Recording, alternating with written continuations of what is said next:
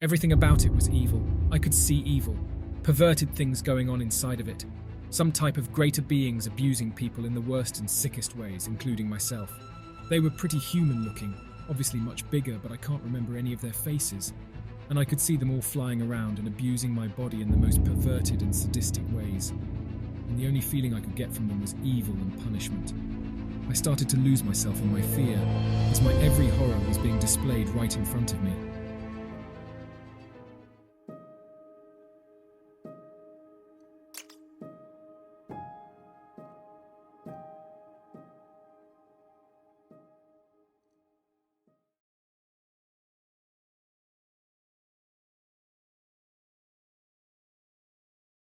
When I ventured into my DMT trip, the last thing I was expecting was to ego death.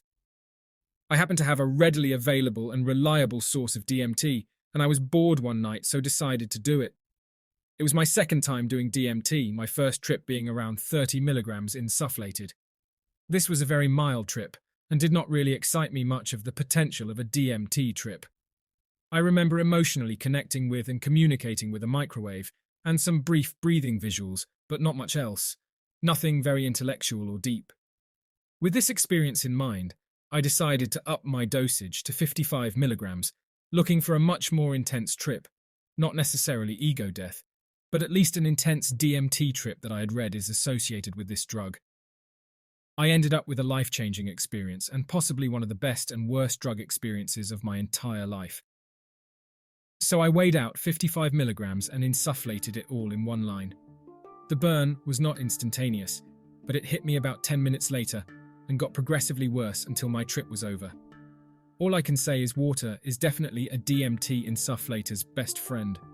Side effects of insufflation included burning in my nostril and throat from the drip, a watery eye on the side in which the DMT was insufflated, and a runny nostril. The burn was bad, though not nearly as bad as the burn from railing 8 milligrams of 2CE. All I can remember was repeatedly saying, "Why did I do this to myself?" Then, the intense and slightly scary patterns and psychedelic open-eye visuals began occurring, as well as a slight body buzz, and the desk I was sitting at was breathing with me amazingly. Each time I breathed in, the desk would expand and move more than I'd ever seen before on any psychedelic, expanding inches at a time as though it were more alive than I were. I felt nauseous for about 1 minute and had an empty black trash can by my side in case I were to vomit. During the minute I felt as though I would vomit, I held the trash can to my face and looked into it, preparing for the vomit to expel from my mouth. Instead, when I looked into the trash can, it was as if I were going to be sucked into a black hole of death, evil and darkness if I were to puke into it. In that moment, I felt as though an outside force was taking over my body, as if my entire body was no longer mine to control. Although I have read many ego death experiences on psychedelics and have friends who have recounted their experiences to me, I didn't realize that the amount of DMT I had insufflated had the possibility to lead to ego death, and was certainly not ready for it if it is even possible to be. Feeling entirely scared and unprepared, I convinced myself not to throw up and not to succumb to the black hole of darkness that was present in the trash can, and came back up for air breathing deeply. The moment I regained control of my body, all I could say was, "I think I'm going to die," and began frantically asking my friend, the trip sitter, to assure me that people have done more DMT than I did, and that I was going to be all right. It was the most physically painful thing I have ever been through, and I was scared beyond belief. Little did I know that this was just the beginning of the trip, and that in the remaining portion, I was in for the ride of my life. I needed to lie down and be in darkness. I had my friend turn off all of the lights and made my way to the bedroom. Controlling my body and attempting to move and walk was also foreign to me. It was as if I had a 600-pound body, a massive amount of weight that I simply could not control. I felt like Bambi attempting to walk for the first time. Luckily, the bed wasn't too far, and I was able to make my way onto it, lying down while experiencing excruciating physical pain. I told myself that whatever it was that was going on with me, no matter how terrifying, I had gotten myself into this, and at this point had no other option but to face it and come out on the other side. At this point, all the lights were off. I was in total darkness and had requested that my friend no longer speak to me. All I could do was succumb to the trip, to everything bad taking over my mind, and ride it out the best I could. I closed my eyes and immediately close-eyed visuals occurred. There were cloaked skeleton figures with piercingly evil red and green laser-like beams projecting from their eyes, and I could tell they were there to take me, for lack of better words. These were the most evil beings I had ever experienced in my entire life. I had no choice but to succumb to their evil and follow the steps they were leading me on. I covered my entire face and body with a black comforter to isolate myself from any grounding or worldly physical thing, as I felt I had to go through this alone and depart from any existing reality. The next 15 minutes or so were the most intense trip I have ever been on in my entire life. At this point, I was physically writhing in pain, or at least I felt I was, and was crying like mad. I was so scared. The cloaked beings and I were traveling through a tunnel of this evil green and red fluorescent piercing light flying past me, and it was as if I was on the world's fastest and darkest roller coaster, yet simultaneously felt as though I was stationary and not making any progress through this tunnel. All I wanted was to get through to the other side. Progressively through this part of the trip, the piercing light and close-eyed visuals became less and less as the darkness gradually took over, and when I travelled through the tunnel, everything eventually turned pitch black when I reached the point of ego death, as if all of the good and light had been taken out of the world. The emotional pain, however, was just about to begin. The first thing I had to do in this journey, on these steps that the cloaked creatures were leading me on, was to let go of every inhibition I had, and for me, mostly my physical insecurities and inhibitions. I could no longer care about something as trivial as my physical being or appearance. I had to let go in order to be consumed. I could no longer be in control of my physical body, so I let go, and I stopped caring about control as the snot and tears ran down my face. Then, they had me focus on the worst experience, the lowest feeling I'd ever felt in my entire life. For me, this was a detailed experience with my dad that I won't get into, but let's just say that I had to focus on the intense amount of pain that I had felt at the time. The cloaked figures proceeded to flash previous psychedelic experiences of mine before me, each of which turned into pictures which were lit on fire by the laser-like light shot out of their eyes, exploding and bursting into flame before me. These spirits were angry at me for avoiding ego death in these previous experiences, and assured me that the person who had saved me and grounded me back to reality, allowing me to avoid ego death previously, would not help me this time. Although the person had been physically around me during these previous experiences and was not on this one, I feel that his actual physical presence had little to do with this. The cloaked figures continued to have me focus on my most painful experience, what had to be the worst amount of physical and emotional pain I had ever felt in my entire life. The whole time I was crying violently, breathing so sharply and heavily, almost as if I were physically dying by running out of air to breathe. Besides being emotionally painful, it was incredibly physically painful. Plus, I could still feel the throbbing pain from the burn in my nose, as if it were causing pain to my entire body. Some outside force was controlling my body, and the only way I can describe it would be as the opposite of an exorcism. I began to have this conversation in my head with the cloaked figures, about my father and all the pain and anguish I felt towards him. I focused on how awful he was, how it was unbelievable that anyone could ever put their own flesh and blood, someone they created through the most intimate act through so much pain, how he was supposed to care for me, and how the pain he had made me feel was unbelievable and surreal in the worst way, reaching the conclusion that there was no good in him. I continued to have this conversation in my head with the cloaked figures, talking in circles and repeating the same thing over and over again, until the cloaked figures presented my dad, and I was now having this conversation directly with him, getting more and more progressively angry as I went on, but that never reached a definitive end. The next thing I had to do on this journey was to forget all the good in the world, everything that could have possibly kept me grounded to a worldly reality, anything that was possibly any remote good to continue living for. I had to believe in this genuinely. It couldn't be faked, as the cloaked creatures could sense everything. I had to forget that my friend Trip sitting me in the room existed, and the friend who prior had saved me from ego death also had to be discredited as not having any good or anything worth living for, as it was thinking he was there for me and worth living for that had saved me from ego death previously. I had to focus on all of the bad qualities about him and turn him into something evil, and believe that there was nothing good in him, and that's why he couldn't and wouldn't save me. Soon a picture of him appeared and exploded as well, in the same manner as previously described. The cloaked creatures were right, and he could no longer save me. Then, there came the final step. In order to complete this process, I had to admit everything I was thinking, everything that was running through my head, by saying it out loud. It was as if I had to prove that I believed it all to these cloaked figures, but also to myself, and that the only way to do that was to say it. That was the ultimate way to succumb to their control, to have all inhibitions forgotten, to forget myself and my own ego. I knew it would seem crazy, but I had to do it. I had no other choice. So I began at the beginning, recounting to myself the issues with my father, saying it all out loud. It felt as though I was emotionally and angrily screaming it, though my trip sitter said he never understood a word, as it was faint and whispered. Then I moved to admitting my friend was not good, but bad, and that he couldn't save me. I had to give up all the good I could think of that mattered to me and believe that it didn't exist. Finally, I had to say my final thought out loud. I said clearly and definitively out loud, but what my friend described as inaudible. It is all bad.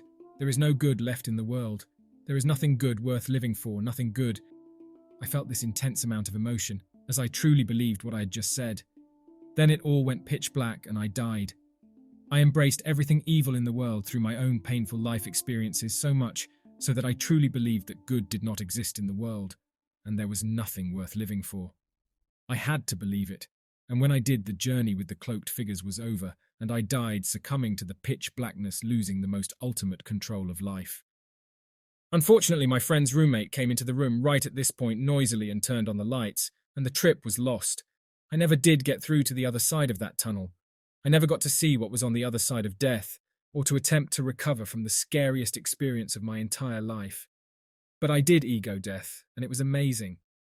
The best way to describe it would be the most painful experience, but the best learning experience I have ever gone through on any psychedelic. After effects included a feeling of rebirth as if everything were brand new, and an intense new appreciation for everything in life, including small, insignificant things. It was totally worth it. The only upset was the unbelievably large amount of mucus being produced by my nose afterwards. Regardless of all the pain, I am glad I chose to rail a heavy dose of DMT. I don't think I could expect or be prepared for ego death. I had to just grab it by the horns as it came to me, which is what I did, and I'll never look back.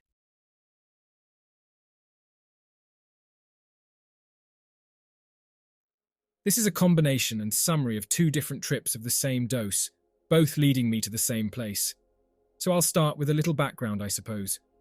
Since I was 15, I was always fascinated with DMT and its power, but never able to find it until very recently. I have a pretty large psychedelic history, so I felt more than prepared for this. Prior to this experience, I've had about 3 low-dose experiences with DMT, and one other breakthrough that was very different to this one, all in the past 6 weeks. I also educated myself to the fullest about the substance, searching for its meaning. So at this point, I was all about finding and obtaining the massive amounts of knowledge that DMT can offer me about bettering my consciousness, life, existence, and afterlife. I spent about 10 minutes meditating on what I wanted to gain from the experience and got ready to go. I had about 300 milligrams of freebase and loaded about 75 milligrams into my pipe. One massive hit, breathe it out, and everything starts to bend. I take a second massive hit, close my eyes, and am instantly flooded with very intense closed eye visuals. I breathe out, open my eyes, and take the third huge hit, finishing the dose, with the help of my brother. I'm gone. Everything starts to bend and shake excessively, from my body to the objects around me. I close my eyes and see total darkness. I'm no longer in my room, or anywhere really. In my past experiences, I was sent to a place I knew as DMT hyperspace, where everything was made up of the same color-changing, shape-changing, fabric-like liquid that formed different worlds or objects, beings, or even myself. This time, I also saw that same world for a short time and immediately found a center. I zoomed into the center point. It was the most magnificent, impossible, surreal object I had ever seen. It was an impossible morphing cube-shaped object, made up of physically impossible geometric shapes and patterns, with different impossible shapes and patterns within them. As I was looking at this object, after about what seemed like 2 to 3 seconds, I had a realization that I shouldn't be mystified by this thing, because it was trying to distract me, but rather look past it and see. And that's when the magic happened. The remainder of the experience after this is still coming back to me in bits and pieces, so I will connect it all the best I can here. The next thing I can remember was seeing a giant spiral-shaped structure made out of that same material that seemed to go down forever.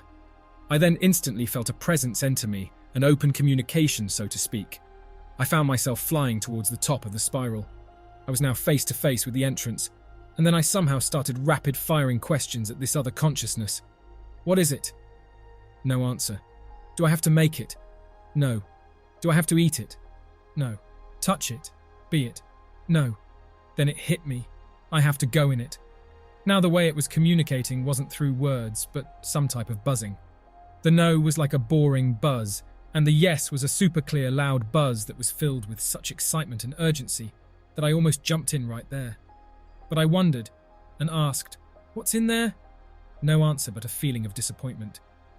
So I started to look closer for myself and try and see what's inside.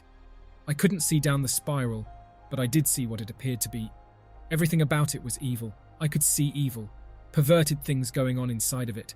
Some type of greater beings abusing people in the worst and sickest ways, including myself. I was then faced with a choice: listen to them, go in, and see for myself, or refuse whatever lay in store for me and leave this place. I sat on the verge for quite a while, unable to decide. As I was thinking, I could feel extreme anger, hate and evil building every second. And then, suddenly I was somewhere else. All the light was turned on and the darkness was pulled away. As crazy as this sounds, everything I explained thus far in my trip existed in a little impossible cube of its own, on the bottom of the shoe of some greater controlling force that was stepping on me, thus blinding my vision with the distraction I had explained earlier. An immediate sense of infancy, inferiority and worthlessness came over me as I realized that my whole world is nothing more than a speck on the bottom of someone's shoe, and that they have the power to control anything and everything about me. They were pretty human looking, obviously much bigger, but I can't remember any of their faces. They were all really angry with me, and I could see them all flying around and abusing my body in the most perverted and sadistic ways. They were really mad at me, and the only feeling I could get from them was evil and punishment. At this point, I started to lose myself in my fear, as my every horror was being displayed right in front of me. I then started to fight and look away. They grabbed me and were trying to physically force me into some kind of container and shut the door forever. I fought, and they pushed the lid on, trying to close it. Eventually, I suppose I was stronger, as they couldn't close it completely. At this point, I seemed to remember that I came here at my own will, and using that will, I should have control. I opened my eyes and whispered out loud, "Break out of the box."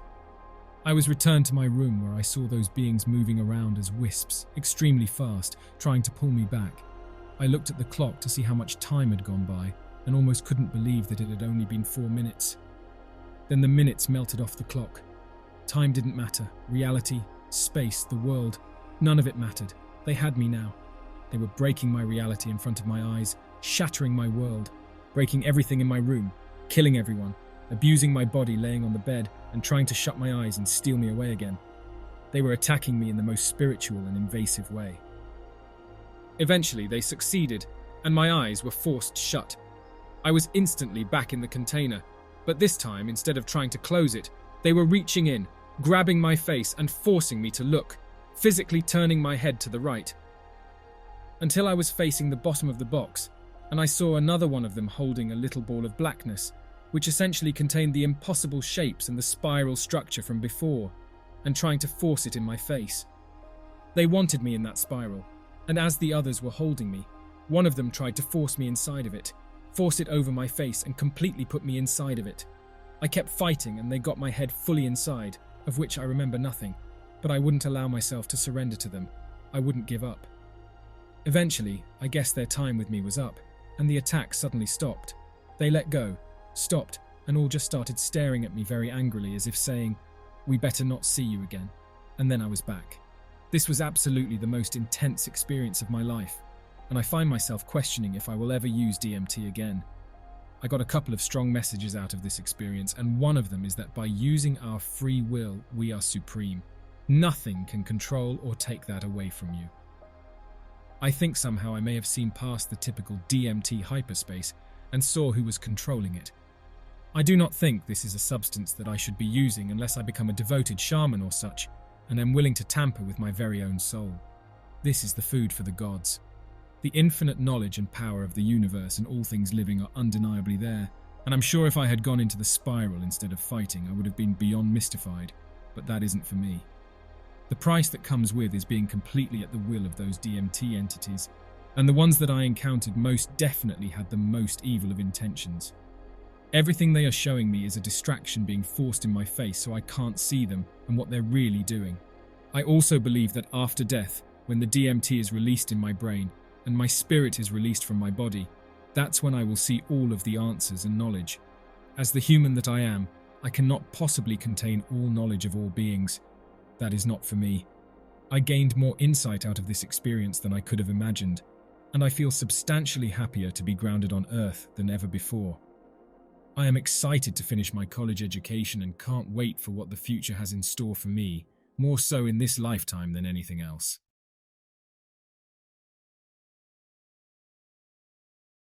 The first time I was lucky enough to encounter her, I will never forget where I went. The most lucid and vivid reality I have ever perceived in my whole existence so far. I can't remember what the onset was like. I only remember taking 5 hits and barely being able to move the bowl to my face for the last pull. Once I did, though, everything disappeared. I was listening to some music and sitting with my girlfriend, and I remember not being able to hear the music, or see my girlfriend sitting right next to me, just a steady hum, like how pure energy might sound. This is when I realized things were about to really become interesting. I was moving, flying through a very real sky-like world. Pastel clouds of the most peculiar colors dominated 360 degrees of my visual field. I was very familiar with McKenna's writings at the time, and knew that number 1, I could go much deeper, and number 2, if I really tried, I could manipulate this dimension with sounds and actions. I wanted to go deeper and see what was really in there. I felt like I was being observed, and I wanted to see who was doing the observing. I started to blow air through my lips. I still don't know if I actually did this or just did this in the trip. With every spurt of air I let out, the pastel clouds would part a little farther apart. I feared where I might end up, but I knew it would be safe once I got there, and the fear was just my ego trying to hold on to what little body was still on Earth. I found myself in a domed structure made of the strangest building materials I've ever seen. Burnt orange diamond-like gems, shaped like cones set base to base, shimmering with edges of rainbow hues. The walls from floor to ceiling were made of these, all rotating in synchronism. I could hear words and looked up to see 2 large entities, approximately 800 or maybe 1,000 feet in height. It was impressive, to say the least. Their skin and bodies were made of the same gem material as the dome we were in. They had the look of a stereotypical alien, a large head, very large eyes, and a lanky body. I could hear them talking even though their mouths never moved. They said, "What are you doing here? He should not be here. He's not supposed to see this yet." I remember thinking that I was cheating, dying without death. The beauty and total knowing were almost overwhelming. I remember looking out around me and the walls were very far away and very large. They seemed to be thousands and thousands of feet from me. But it was most peculiar because, unlike seeing with my eyes, this was clear. I remember trying to describe it later and explaining it like this. If there was 12-point font written on the wall, even as far I could see, it would have been no trouble to read it. A godly place, a place that only has 2 means of entry, DMT or death. I loved it though. I wanted to have my wedding there. I wanted to live there. Coming down was confusing, and integration took many days. The second time DMT took hold, I was partly expecting to be scolded for disobeying the spirits or whatever they were, and surely thought I would have to deal with them. But that was not the case at all. This time I learned the true nature of DMT. When I first started messing with DMT, I just thought it would be like one of the many other psychedelics I've tried, another dimension being brought to this one. But DMT brings you to the dimension when you do enough. It feels more like I'm picking up on other worlds, like changing the radio stations and tuning in and out of channels. Sometimes it is like being observed, like my first breakthrough, but sometimes it is purely observing strange landscapes and worlds. And this time I got to be the observer. I packed a small amount of weed in my small bong, laid 100 or so milligrams on top, another sprinkle of weed, and the missile was aimed at my brain and ready to fire. 3 hits later, I was drifting through pure blackness. Off in the distance, a small village was below me, maybe a few hundred feet down. I realized that what I was seeing were huts. This was a tribe, and these were their living quarters. Walls were made of the void, a pure blackness. The structural supports were hollow clear tubes pumping liquid light through their sheaths. As I cleared the village and it slowly disappeared behind me, I noticed very large rubber band ball-like objects, black and grey in colour, flying right past my face. What would be the rubber bands on these strange orbs was a tangled mess of tubes, pumping a bright black shimmering substance through them. I couldn't help but think about arteries pumping blood through the body.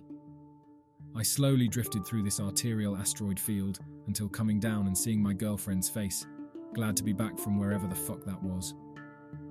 My third breakthrough, though intense, might have been the most boring, but the come down was very interesting and thus is worth mentioning. It was as if someone took a very large mop and sopped up an array of neon colours, set the mop on my face and just spun it. However, the clearly defined edges gave the patterns a very three-dimensional aspect. It seemed like tentacles were wrapping around me on all sides. I was pretty deep in colour, indeed a fun place to be. After I started coming down, I looked around the empty room and could clearly see large rows of hieroglyphs of a Sanskrit-like design. This was clearly information, literally waving back and forth in front of me, going through me. I felt as though I was being uploaded with information, but I didn't know what any of it meant. It was obviously not just patterns or visuals, this was a lot of information, written in a language I had never seen before or after this in my entire life. This really is a good example of the bittersweetness of DMT. After this is over, what am I supposed to make of it? I can theorize all day and night, but nothing will make sense of these worlds except death itself, and the true reintegration of the soul and this vast network of the non-physical. This next one is hard for me to explain. It is by far the most profound breakthrough I ever had, and yet it was still grounded. The entities came to us. This was also a shared experience.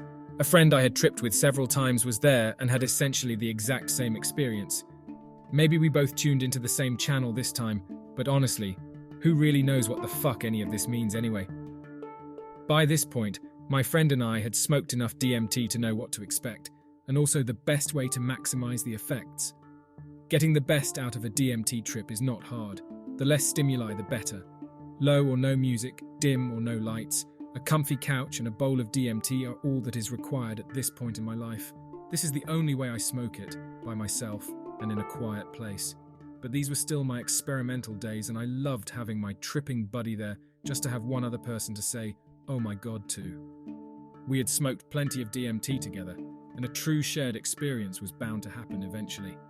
We placed one candle on the far side of the room directly across from us, turned off the lights and the fan, closed the door, took our bowls in hand, plopped down on the couch and lit up that rancid crystal death.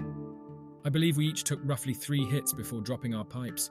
The candle was flickering and soon morphed into a large phoenix covering the wall in front of me. Flames were curling and snapping off the edges of the beast.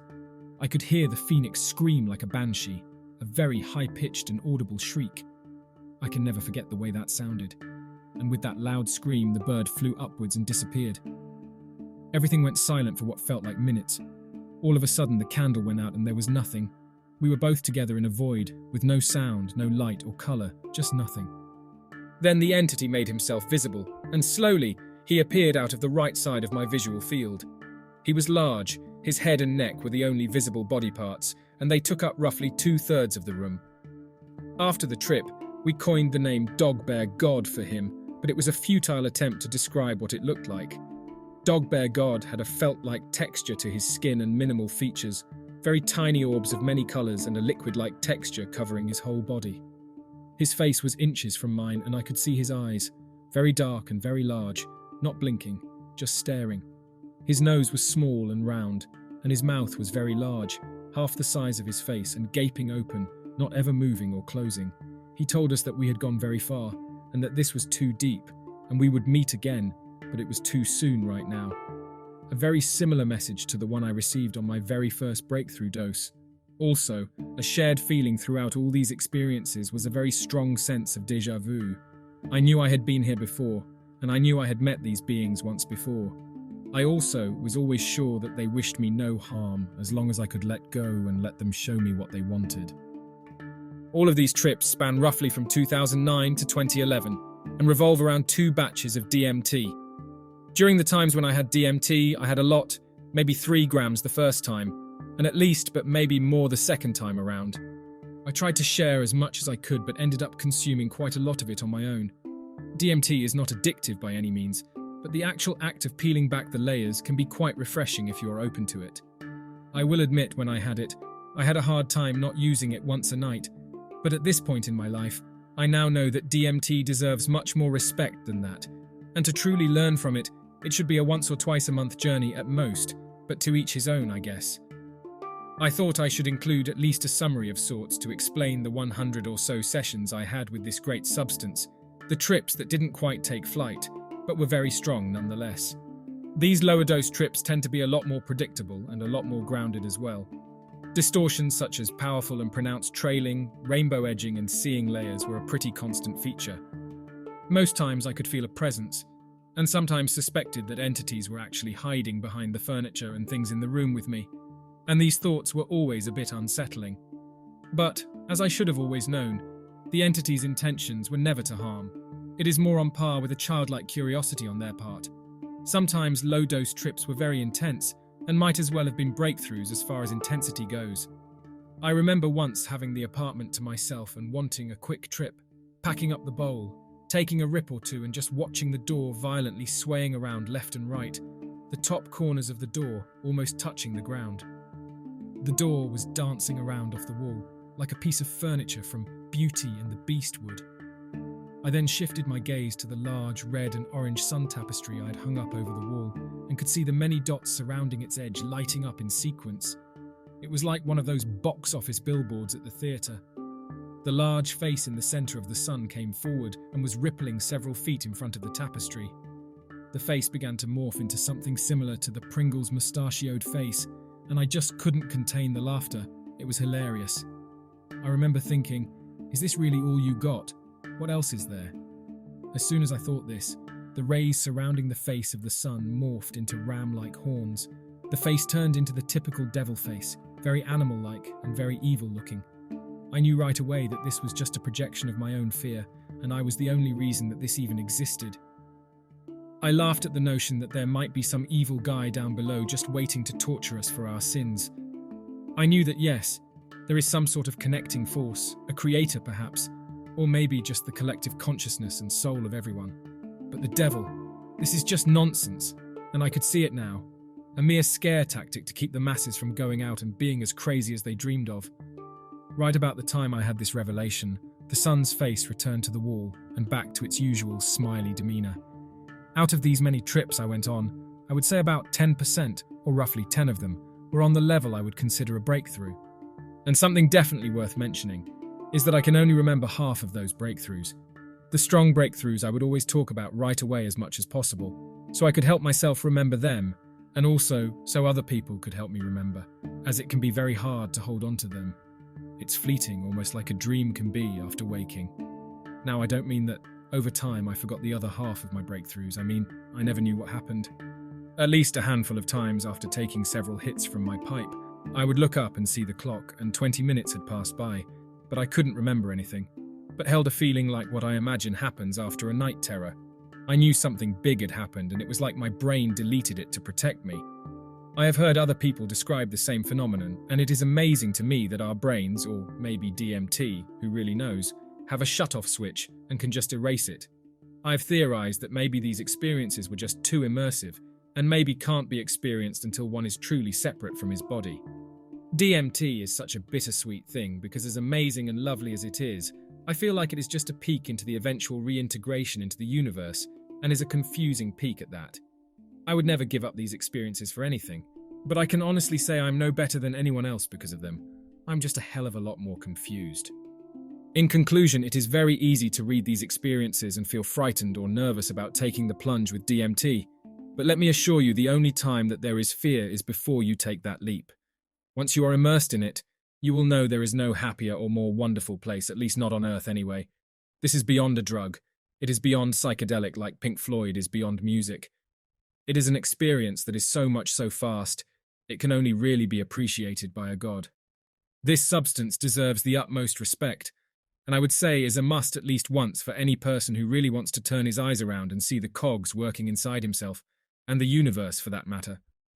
I wish that everyone interested would research and learn the techniques to extract this readily available molecule and see for themselves what the other side is really like. DMT has been one of the most humbling and wonderful experiences of my life and has hands down had a permanent and positive impact on my life. I would never give those experiences up for anything and hope to have many more in my life and even in death. Take care treading in the DMT world and never lose respect for her, or she will really teach you a lesson.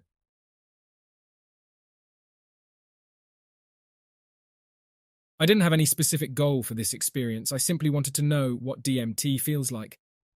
As I type what happened only 2 hours ago, I already feel like it was all a dream. Did it really happen? Here is the story of what happened, as close as it can be described in words.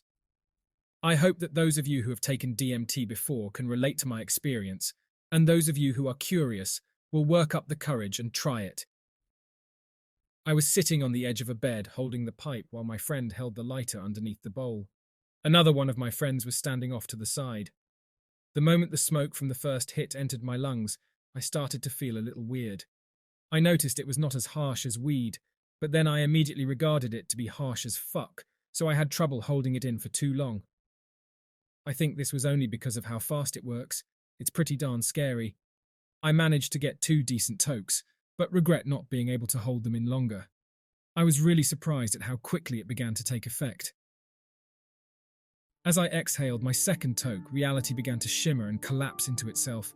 I remember thinking about the taste and its complexity. It tasted like orange, maybe due to the DMT right in front of me being orange. But that didn't matter. I was terrified. My mind was screaming. I reminded myself that I'd smoked DMT approximately 3 seconds ago. DMT sounded very artificial, like a man-made chemical substance that kills people and is periodically mentioned on the news. But it tasted like orange. That seemed to me like a contradiction. I looked over to my friend, who then took the pipe from me. I didn't actually feel the pipe leaving my hand since I couldn't feel my body at that point. I said to him, "I think I'll lie down." I remember thinking how weird I must look to my friends who were still sober, but that negative feeling went away quickly. Directly in front of me were curtains with a red and yellow pattern. As I brought my feet onto the bed and my head slowly tilted back, I watched as that pattern extended over the ceiling. No, it actually became the ceiling. I was no longer in the same room. In fact, I was not in a room at all. The idea of square and rectangular, standard shapes for a room, became abstract ideas. For the first time, I truly understood what it meant to think outside the box. I was still very scared. The almost immediate onset of the hallucinations was a lot for me to handle, considering it was my first time with psychedelics. For a moment I was contemplating whether it was a good choice or not. Why did I do this to myself? Why would I purposefully inhale a substance to make myself perceive the world like this? Was I not content being sober? I wish I could go back and choose not to do this. Then I realized that this was a completely natural substance. It is found almost everywhere in nature, even in our own brains. That calmed me down a lot. I could still feel my body a bit tense due to my stress, so I let the DMT take control. It felt good, not because I felt better physically, but because I had the amazing feeling that I did not need to worry about anything in the physical world anymore. I knew from that point forward my sole purpose was to observe and experience what was beginning to take place. The red and yellow pattern was still above me, continuously folding into itself and ever-changing. Red and yellow were always the predominant colours. I had a bit of trouble focusing on the kaleidoscopic pattern because I suddenly became aware of a loud ringing sound. I've read a bunch of trip reports and remember it being present in many others' experiences. It's so annoying, I thought. At first it sounded like it was building up to something, like it would soon explode, but then I recognized it as a living thing. It was the DMT. The ringing spoke for the DMT, and I understood that the DMT would only reveal herself, I regarded it as a she, to me once I explored this strange new reality more. I say reveal herself to me because this trip was very personal, as if I was no longer in the normal world which is shared with everyone else. This world was my own, except that it did not belong to me. I was the only human inhabiting it. The ringing whispered from inside of me, although I heard it from outside of my body. "Don't worry, it will be all right. Close your eyes and let me guide you. I can show you the path. I responded with my thoughts. Does there have to be a path? The DMT entity, still communicating through the ringing, smiled. I couldn't see her yet, but I could feel that she was smiling. And I knew that I asked a good question. You will see, was all she told me. The distorted reality I was in slowly dissipated into black. My eyes were closing, but it felt much more intense than that. The ringing gradually became deeper and deeper until it was no longer audible. And then there was nothing. Anyone not tripping on DMT would have described what I saw as the color black and no sound. Indeed, that is what I saw, but I felt, not physically, that there was nothing there at all. This color was only a background, absolutely unimportant, while the main event was to happen in front of it. The word that comes to mind that would describe this is theatre. All of a sudden, I heard the creaking of floorboards, which was unmistakably the result of my friends walking around. A low beating sound emerged from the darkness. It was my heartbeat. It was really fast and was quickening. I was disappointed. I thought about how inconsiderate those two were for walking around so noisily and interrupting. However, I was not in the least angry. I was happy about wanting to meet her. That thought resumed my trip as quickly as it was disrupted. My heartbeat kept beating faster and faster until it became one note, higher pitched like the ringing from before. The sound seemed like it was about to explode again, building up towards something big. It was still there when my mind was abruptly confronted with the most wonderful colours I'd ever seen. They moved very fast in a kaleidoscopic pattern. The colours stopped in a way so that the pattern resembled a Picasso-style face, very abstract. The face itself did not have eyes or a nose and mouth in the wrong places like Picasso's paintings would normally illustrate, but that's how I thought of it. The word abstract was formed in bright and friendly colours. I thought of what the word meant. Not normal came to mind. After a split second of consideration, I decided that it was not abstract because I was no longer capable of imagining a normal scenario. The face's mouth opened and was in mid-sentence, I can't remember what it said, when I heard one of my friends say, "I wonder if he broke through."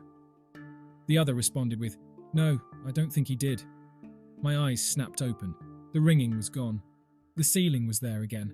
However, it was yellow instead of white, which I thought was pretty cool. The curtains were off to the side, their patterns swirling slightly. I thought to myself, I was about to break through. Oh well, I might as well enjoy the rest of this while I still can. As it was dark outside, the only source of light was a small lamp to my right. It created shadows on the ceiling that transformed into dark tendrils. They slithered back and forth, staying in 2 dimensions, flat on the ceiling and never coming out at me. I attributed this to the fact that they must not have a mind of their own. They must simply be regular shadows that appear to be moving because of DMT. I knew that I was nearing the end. There was a ball hanging down from the ceiling. It was a light but was not turned on. It sparkled and spun. I wanted to look into it like one would glance inside a crystal ball, but I was not able to. I was more aware of my surroundings now and did not see anything deeper than what I saw on the surface. I enjoyed the pleasant light show for what I guess was 2 minutes before one of my friends walked into the room and asked me if I was back. Since I could see my friend, I figured that I was now sober again. Not quite. I asked, "How long has it been?" He told me 5 to 10 minutes. I realized I should have asked someone to time it. I said, "Really? It went by so fast." I turned over and held the pillow, remarking how soft and comfortable it was. A few moments later, I stood up and attempted to communicate what had happened. All I said was, "Holy fuck," about 3 times, and "That was amazing," about another 5 times. For the next 20 minutes or so, I had a satisfying body high. I could walk normally and speak coherently. Anything I said was me trying to let my friends know how crazy of an adventure it was, and I could not stop smiling. I was very happy about everything. I was in a good mood before I smoked, but afterwards I felt like I could accomplish anything. Furthermore, the aftertaste was pretty good. My lungs did not hurt, and my throat did not feel parched, which is what tends to happen with weed. It was now my friend's turn. He was only able to take in 2 tokes like me, but held them in a bit longer. He coughed a bunch, which I think really set the tone for his trip. He immediately said, "Holy fuck," and I saw his eyes widen in disbelief, probably at how fast the effects come on. He looked down and stared at a bucket we brought in case someone needed to throw up. I asked him if he was okay. He said, "I think I'm going to throw up." I reassured him without raising my voice too loudly. "It's all right, just lie down." He didn't lie down. He sat on the edge of the bed, staring at nothing in particular for a total of 5 minutes. At one point, the lamp randomly shuts on and off 4 times. I suppose he was just unlucky. I considered myself to be lucky because the lamp could have done that during my trip as well. He returned to reality and expressed his amazement several times. Fuck, becoming the most used word of the night. He was not as happy about the experience as I was, but was definitely intrigued by the effects and how powerful they were. Now it was my other friend's turn. After holding the lighter for him and making sure that he was fine, he took 3 really good tokes, so I was concerned that he might throw up. I went into the other room, bringing along the friend who just finished, so we would not disturb him. I really didn't want to interrupt. I felt that we should respect those doing this because it has the potential to be extremely meaningful. A few minutes later, I heard some rustling, so I noiselessly tiptoed down the hall and peeked into the room. My friend looks up at me from the bed, smiling. Not wanting to impose on his journey, I smiled back and went back to the other room. We conveyed our opinions about DMT. My friend mentioned that in his opinion, shrooms were 10 miles an hour while this was 300 miles an hour. We promptly decided that it was something we certainly wanted to try again.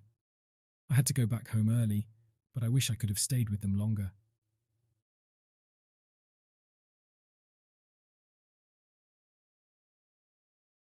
Before describing this experience, I would like to start by describing my approach to the use of DMT. I have used DMT about 15 times. I do have a normal routine for this experience, but I changed it up a bit, chemically and mentally. DMT is a substance I take in frequently with great reverence and respect. I do not consider it to be a drug in the way that I use it, and I don't like to call the experience a trip. I never anticipate a trip in any generic sense.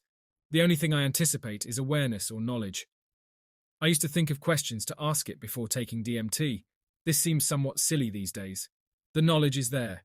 Whom or what I come into contact with during the experience already knows the questions that are in my mind, and knows which ones demand answers, and which ones are dismissible or simply unrealized potential, self-doubt. I became convinced of the mind scan after a DMT entity took me aside and told me a couple of very simple but incredibly revelatory facts about my panic disorder and anxiety issues. I normally start by smoking a small bowl of medical cannabis. I feel that, after the first half hour of the usual stone, cannabis has incredible synergistic potential with meditation. Next, I turn off all the lights in my apartment, except for one small adjustable lamp, which I place on the floor and point at the wall for minimal ambient lighting. I then practice 2 forms of grounding meditations. Here it is important to note that these meditations have become exponentially more visual and immersive since my first real, immersive, ego-shattering experience with DMT. I am frequently able to find myself slipping into a DMT tunnel during a sober meditation. This time, my mental and chemical preparation was a bit different. I started with the usual cannabis and dimming of my lighting. After reading about the synergies between MAO inhibitors with DMT, with smoked DMT, not just in ayahuasca brews, I decided to take 2 gel caps of the ashwagandha root I'd already purchased a week earlier from a local herbal store. Ashwagandha contains, among other things, harmane, an MAO inhibitor and alkaloid closely related to the harmaline found in many ayahuasca brews. I also prepared a tea of skullcap and passion flower, which both contain beta-carbolines, from which tryptamines can be derived, with wild strawberry leaf and peppermint to provide a better taste. I prepared and drank the tea and took the ashwagandha after I smoked the cannabis, waiting for the effects to level off into a more lucid state. I did not expect these extra preparations to dramatically increase my experience of DMT, as some of the constituents of this tea have a tendency to make me a little bit drowsy. However, this experience was utterly alien to the usual or normal manifestations of DMT in the human mind. When I felt prepared, and at least 45 minutes after ingesting the ashwagandha and the passion flower tea for digestion purposes, I began to smoke the DMT on top of a teensy, tiny pinch of cannabis. Possibly due to the relaxing nature of the tea, I did not feel any of the usual anxiety that comes after exhaling the first or second hit. The DMT came on as a very gentle but very rapid unfolding of everything, quickly, all at once. As I cleared the bowl of all material, The folds in my curtains started throbbing and pulsing like veins, quickly turning into a literal waterfall of visual distortions and activity. At this point, I was told as usual to close my eyes, lie down, and listen. I went through the usual DMT tunnels that I always experience before breaking through. This time, the tunnels seemed to be longer. They also seemed to have their own space, their own character, as if they were not just conduits to other dimensions, or however you view the true DMT space. These tunnels presented themselves like a Hans Bellmer drawing, with infinite lines defining the motion of the tunnel's walls. This quickly turned sexual. Here I suppose it is somewhat important to note that I identify as a gay male. I was presented with many images of feminine sexuality, not just the act of sex, but the sheer sexuality of the female form.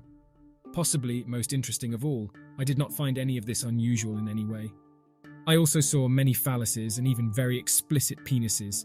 The feminine imagery and the male imageries did not collide. I was not presented with any visions or images of penetration. Merely, this tunnel was a cornucopia of human sexuality, and it was a beautiful presentation, though I was not part of the experience yet. Nearly as soon as I realized what the imagery in this tunnel was and what meaning it might hold, I feel as if I saw the true nature of bisexuality, which is actually just unsuppressed human sexuality in general, though it has not changed any aspect of my own sexuality. After this tunnel, there was a sense of breaking through, but there was a simultaneous sense of being on one side of a wall and being aware of the activity on the other side of the wall. This was to become significant later in the experience. Immediately after this breakthrough, I encountered a being, as usual, right? I am usually able to deduce something about almost any kind of presence I come into contact with in this state, if they don't tell me directly, but I could not place this one. The only impression I received was that this being was powerful, and that his, I now feel, identity was not of any importance to me or any other human being. Simply, his existence. Here's where it gets weird. Or as weird as you could call any DMT experience, I suppose. After the intense, unmitigated, pure sexuality of the first tunnel, sexual imagery kept floating through my mind here and there. I feel that this being picked up on that, whether it was in my mind beforehand, or whether it was genuinely part of what the experience wanted to show me. I became physically aroused, and this somehow immediately bled through into the experience. The being I was in communion with asked, not forced or demanded, oral sex. The next second there was frankly, a penis right in front of my face. In the DMT state, I did not find this request intrusive or inappropriate, and fulfilling this request seemed as natural as waking up in the morning. This did not last very long. It was presented more as a test than an actual sexual encounter. I was fully prepared for this to be the whole of the experience, but seconds later, it felt like I had again broken through. This time, I actually saw a physical barrier between me and the usual elves I encounter. I could hear them. I could feel their energy and excitement on the other side of an actual wall. The wall was one solid piece and reminded me of the Berlin Wall. It did not seem like a negative thing. There was no graffiti on it, but rather intricate geometric patterns in ochres and crimsons that shifted and changed. As per usual, I was instructed to ignore the visual fascination with the wall. I made it my determination to get over the wall. And it was as simple as that. I saw myself float over the wall and land. At this point, I finally experienced the joy of, "You're here. Welcome. You come here so rarely," that usually occurs at the moment of breakthrough. Here is where I felt that the harmane from the ashwagandha root contributed to the prolonged nature of the experience. At this point, things were familiar again. I saw the elves creating objects with their voices, and I knew the task at hand. I have read much of Terence McKenna's work on the interactions of the human mind with these beings. I knew that they wanted to teach me to vocalize objects into existence. I possibly assumed that I knew how to do it, because at this point, I felt the experience start to fade and wanted to get the most insight out of it as possible. I began humming, and some kind of organic object appeared before me, right in my face, almost taking up my entire field of vision. I saw where the creation of this object was going. With some vocal modulations and gentle breaths, the object transformed into a group of mushrooms, all twisted around each other, with orangish caps attached to off-white bodies. I felt a sense of deep, deep awe from the elves. I simply wanted to show that some humans are somewhat, aware of the plants that can expand our experience of conscious reality. They seemed not surprised by this, but somewhat impressed. I felt myself start to float upward. Out of the experience, I realized. I made sure to say goodbye to the elves and to the entity that I had some sort of sexual experience with. The elves seemed to be caught up in something, maybe the fact that I presented an image of psilocybin mushrooms, but after a moment, they wished me a loving goodbye, see you later when the time is right. The last impression I was left with after this experience was a response to my question about the being that showed me his sexual nature. I asked, "Where are you?" and was immediately struck by the information. I'm inside you. I'm inside everyone. Integrating this particular experience has not been a pressing issue for me, as I don't think I could ever possibly resolve it. But I am left with the definite impression that God, or whatever you choose to term the energy of the universe that is love, is utterly not human, but contains all the aspects of humanity, especially sexuality. I'm still left with the impression that God, or this energy, this love, is neither feminine nor masculine, but rather represents both sexes and every sexual identity and sexual preference that could ever exist. I felt compelled to write this report. I read a lot of reports, but I have never submitted one because of the unusual character of this experience. I always contact entities, usually multiple ones of different types that have different functions in the DMT space, but I have never had any experience with this material that could be even remotely classified as sexual. I have certainly never had a DMT experience that gave me an erection. I'm interested in finding out if other people have experienced this with DMT alone, or if this is a possible result of combining the DMT with ashwagandha and my beta-carboline-loaded tea. I'd also be interested to hear any thoughts from anyone on the nature of God universal love energy. I formerly believed that everything about nature, this creative and loving energy, was utterly feminine. I now have the impression that the feminine is merely an aspect of all of this.